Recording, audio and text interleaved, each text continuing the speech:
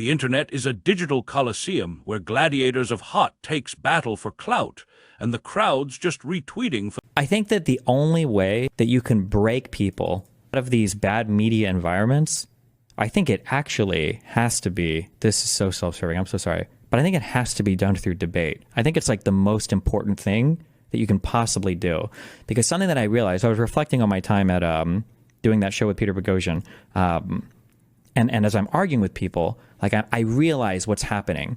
What's happening is they're getting a whole bunch of horrible information from whatever conservative commentator they listen to or centrist commentator they listen to, and then I can argue with them and I can pummel them and destroy every argument and be the debate god or whatever. But it doesn't matter because at the end of the day they can go back and listen to that person. But I think it does something to your mind when you see this is feedback I got a lot when I did debates in the past. It does something to your mind when you see your like information god be forced to actually confront something that he said that he can't defend when he's actually challenged on it.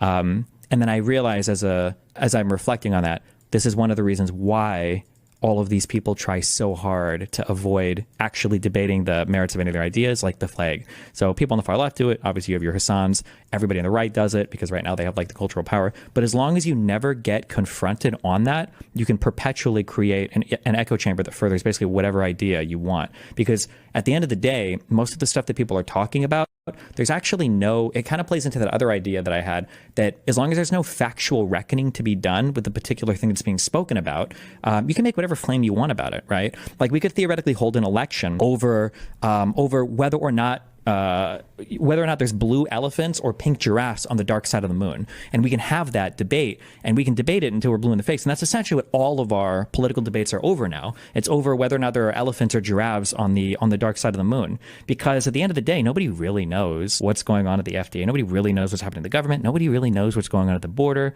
Nobody really knows what's going on in Ukraine and Russia. Nobody really knows the history of Israel. Like no one knows any of this. We just kind of like go on what the media tells us for a lot of this stuff. And unless you actually see the person that you listen to, unless you see them being forced to confront somebody and defend that point, you just assume it's true because you're never going to learn otherwise, you know? But, yeah. We haven't had any debates in a long time. Any big names planned soon? No, not yet. I don't think any conservatives are going to want to debate until we approach the midterms, and it looks like they're not going to win the midterms. But if that doesn't happen, then yeah, I imagine they'll probably continue to avoid having those debates. Because why would you? It's literally just potentially negative. What makes you think they won't win midterms? The general trajectory of the current administration, I think bad stuff is going to happen, but also the incumbent party just tends to not do well in midterms, you know? Destiny, what do you think about what Dr. K said on bridges? The harder I try to understand their point, the harder they will try to understand mine in a truly empathetic way, because it seems very true to me, and I don't know why you don't do that more. I actually spoke to Dr. K a lot off stream about that topic. I don't think I'm like revealing anything. So he told me he has 17 wives. No, I'm just kidding. One thing that we reached at the end that was interesting, because the problem with a lot of Dr. K's advice is that no, I shouldn't say the problem, is the applicability to what I do. I think that when Dr. K says that, I think that he is 100% correct when it comes to dealing with other people, like other human beings in your life. But I don't deal with like ordinary humans or ordinary people. I'm dealing with people online that have a vested interest in delivering a certain opinion. It's not the incentives and the way you engage with them are not quite the same. And I joked with him at the end of one of our chats tonight, and he was saying that like it would be interesting for him to get into doing like kind of political debate. Just to see the difference in how people engage with each other, the differences. But I don't know if he would ever do that. That would be very funny, though. In one corner, we've got Destiny, the Twitch titan who's built a career on dismantling bad arguments like he's Marie Kondo, tidying up a closet full of nonsense. In the other corner, the leftists, led by the likes of Hasanabi, the socialist heartthrob who's got half of Gen Z ready to storm the Bastille in skinny jeans, but apparently can't find the courage to step into the debate ring. Destiny's out here preaching the gospel of debate, arguing that the only way to break people out of their media echo chambers is to drag their information gods into the light and make them defend their claims. It's like he's saying, let's throw these influencers into a thunderdome of facts and see who crawls out alive. And the liberal in me? I'm screaming, because this is the kind of chaotic truth serum we need in a world drowning in misinformation. Destiny's point is simple but savage. People get fed garbage by their favorite commentators, whether it's conservative talking heads, centrist fence-sitters, or leftist TikTok prophets, and they'll believe it unless someone challenges it head-on. He's out here reflecting on his own debate days, realizing that when you pummel someone's arguments in front of their fans, it plants a seed of doubt, like a glitter bomb going off in their echo chamber. But the leftists? They're dodging debates like they're dodging a Venmo request from a broke friend, and Destiny's calling them out for it, saying it's because they're scared of being exposed as frauds. The liberal in me is cackling, because this is peak 2025, a world where influencers would rather hide behind their platforms than face the music, and the music's a diss track called "Facts Don't Care About Your Feelings."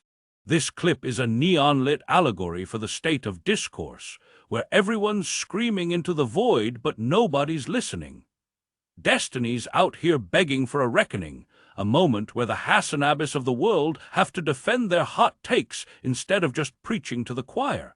I'm twirling through this chaos like it's a pride parade, because this is what happens when you let clout chasers run the narrative.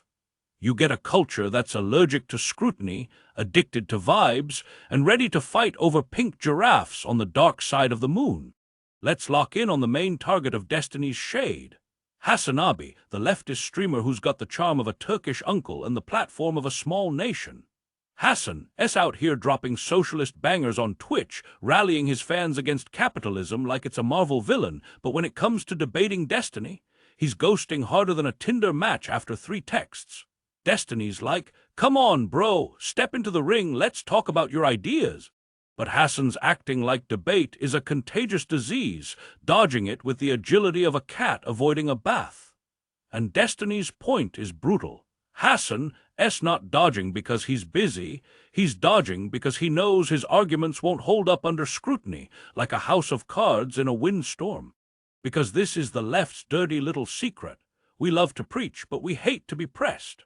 Hassan's built a brand on being the voice of the revolution, but when someone like Destiny comes knocking with receipts, facts, and a PowerPoint presentation, he's out here doing the digital equivalent of hiding under the bed. It's like he's saying, "I'll fight the system, but don't ask me to fight a guy with a webcam and a Wikipedia tab open." And Destiny's not letting it slide, arguing that this debate aversion is how echo chambers thrive. Without a factual reckoning, Hassan can keep spinning his narrative unchallenged, like a DJ at a club where everyone's already drunk on his vibes. But let's keep it a buck. This isn't just about Hassan. It's about the whole leftist influencer scene, from the Twitch comrades to the TikTok theorists who'd rather dunk on conservatives in their safe spaces than face a real challenge. Destiny's like, "Y'all are acting like your ideas are bulletproof, but they're more like tissue paper in a rainstorm," because he's not wrong. We love to call out the right for their echo chambers, but we've got our own, and they're decorated with hammer and sickle emojis and Bernie Sanders memes. Hassan's dodge is a symptom of a bigger problem, the left's addiction to moral superiority, where questioning our ideas feels like betrayal and debate feels like surrender. Now let's get to the liberal heart of this, because Destiny's clip isn't just a roast of Hassan. It's a cry for help in a world where discourse is deader than a flip phone in a 5G zone. The liberal in me is screaming because this is what we've come to, a culture where nobody knows anything, but everybody's got an opinion. Destiny's out here dropping truth bombs, saying that most of our political debates are like arguing over whether there's blue elephants or pink giraffes on the dark side of the moon. Nobody knows what's really going on at the FDA, the border, or in Ukraine, but we're all ready to die on a hill for whatever our favorite influencer told us last week. It's like we're playing a game of telephone with geopolitics, and the message gets garbled every time it passes through a viral tweet. Destiny's argument is that debate is the only way to break this cycle, to drag the Hasanabis and their information gods into the light and make them defend their claims. Because when you see your idol get pummeled in a debate, it does something to your brain. It's like waking up from a dream and realizing your guru's just a guy with a microphone and a shaky grasp of history. But the leftists, they're running from this like it's a Black Friday sale and they forgot their wallet. Because this is our fault, too. We've let our side get cozy in our echo chambers, where we pat ourselves on the back for being woke while dodging anyone who might call us out. It's like we're hosting a moral superiority pageant, and Destiny's the judge who's like, sorry, your answers don't add up. This is where Destiny's shade hits like a glitter bomb. He's not just calling out Hassan, he's calling out a culture that's allergic to accountability. The left loves to dunk on the right for their Fox News bubble, but we've got our own bubbles, and they're filled with Twitch streams and X threads that make us feel like we're saving the world without ever leaving our couches. Destiny's like, if you're so sure you're right, why won't you debate me? And the silence from the Hasanabis of the world is louder than a megaphone at a metal concert. Because this is what happens when you let vibes trump facts. You get a left that's more interested in clout than clarity, and a discourse that's deader than my MySpace profile. Let's take a quick detour, because Destiny also touches on a conversation with Dr. K, the internet's favorite psychiatrist, who's out here preaching empathy like it's the cure for all our woes. Dr. K's argument is that if you try to understand someone's point of view, they'll try to understand yours, and everyone will hold hands and sing Kumbaya in a field of organic kale. And Destiny's like, that's cute, but I'm not dealing with regular humans. I'm dealing with online influencers who have got a vested interest in pushing their brand. It's like trying to empathize with a used car salesman who's already sold you a lemon and is halfway to the Bahamas. Because this is the clash of ideals versus reality. Dr. K's living in a world of therapy sessions and deep breaths, while Destiny's fighting in the digital trenches, where empathy is just another word for sucker. Destiny's point is that the rules of engagement are different online, where influencers like Hassan aren't looking for understanding. They're looking for clout, clicks, and a loyal fanbase that'll defend their every word. Trying to empathize with someone who's dodging debate is like trying to negotiate with a toddler who's already thrown their juice box at you. I'm screaming because this is the left's blind spot. We love to talk about empathy, but we forget that it's a two-way street, and some people, like the Hasanabis of the world, are just taking the express lane to their echo chamber. Destiny's not saying empathy's useless. He's saying it's not a weapon in a debate war where the other side is armed with sound bites and a mute button. This Dr. K detour is a reminder that the internet's not a therapy session. It's a battlefield, and Destiny's out here playing chess while everyone else is playing checkers. Even if it means getting ratioed on Destiny's not just debunking Hassan, he's debunking the idea that we can fix discourse with hugs and good vibes. It's a bitter pill, but it's one we need to swallow if we're ever gonna get out of this pink giraffe hellscape.